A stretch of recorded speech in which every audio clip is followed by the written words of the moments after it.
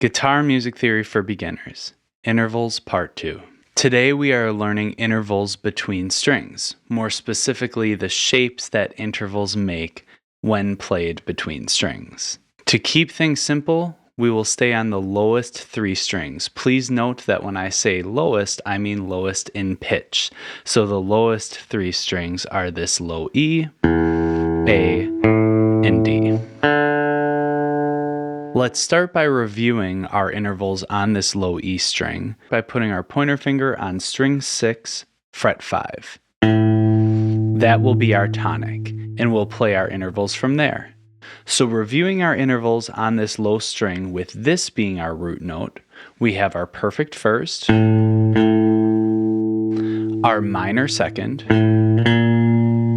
major second, minor third, and major third. Next, let's play those same intervals, but between this E string, string 6, and the A string, string 5.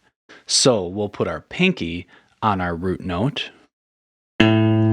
string 6, fret 5, and then if we reach over to fret 1 on the 5th string, that's going to be our minor second.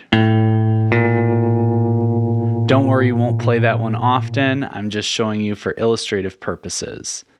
Then moving on, we have a major second on fret 2,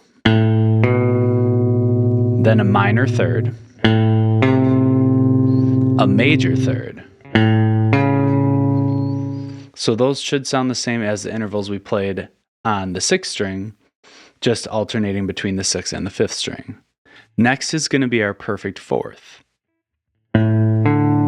We can do that by putting our pointer finger back on the 5th fret. Most of the guitar is tuned in perfect fourths, but we'll discuss more of that later. For today, we'll just be staying on these three lowest strings. So now putting our pointer finger on fret 5, we'll have a perfect fourth, an augmented fourth or diminished fifth, a perfect fifth, a minor 6, and a major 6.